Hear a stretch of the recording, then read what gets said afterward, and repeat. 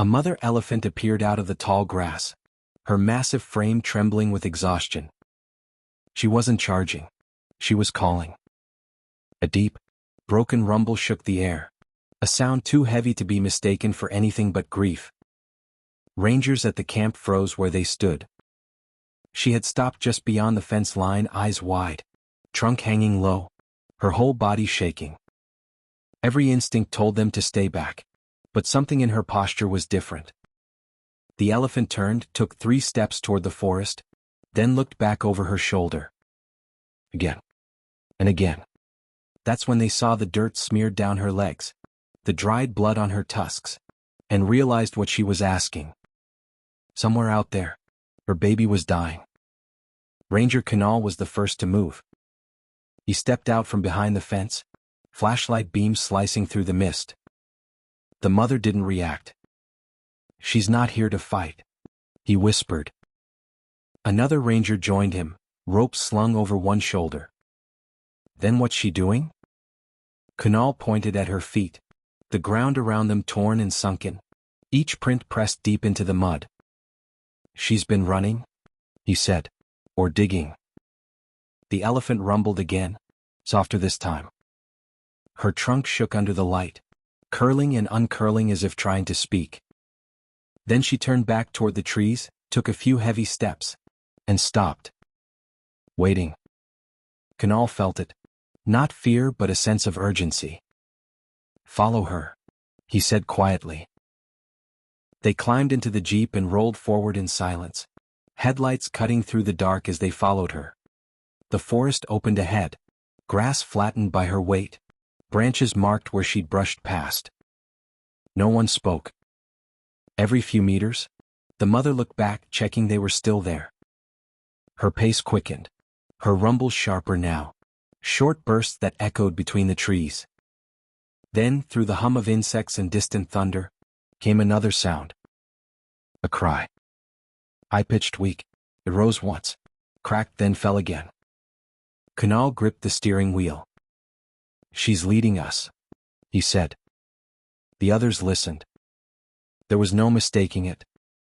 It was a baby, and it was close. The jeep stopped.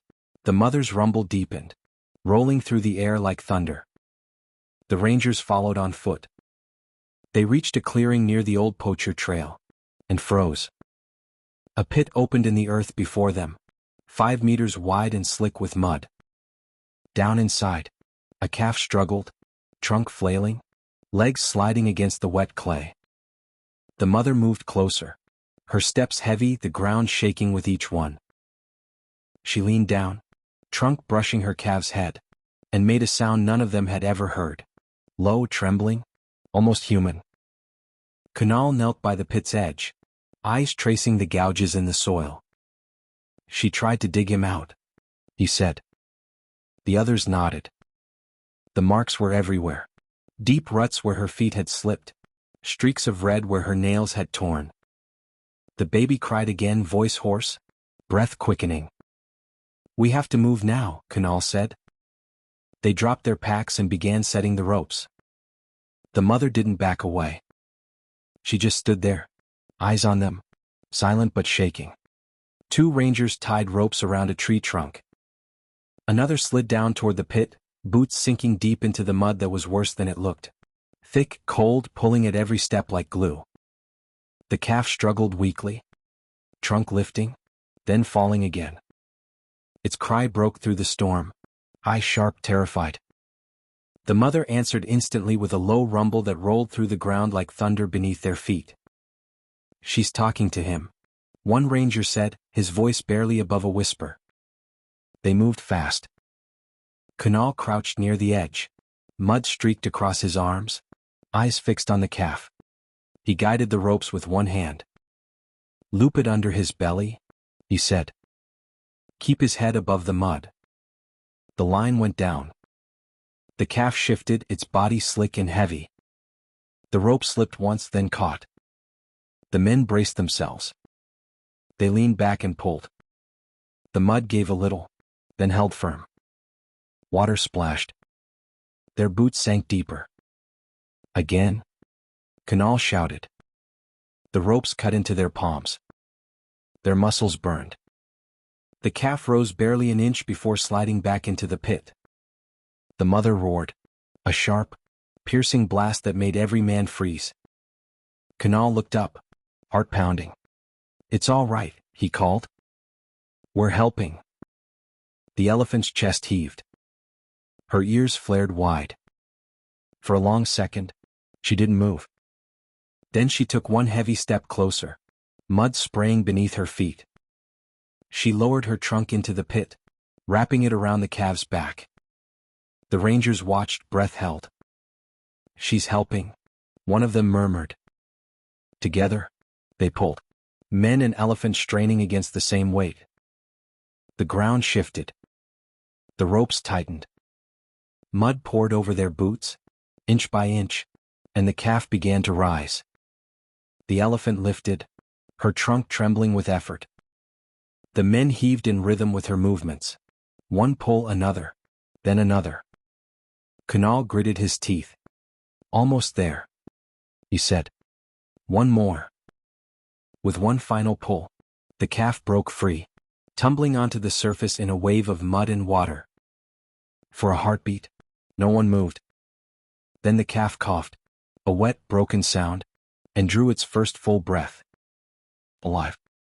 The mother trumpeted, long and shaking, echoing across the trees. She swept her trunk over the calf, brushing off the mud, checking every inch. The baby blinked, legs trembling, then pressed close against her.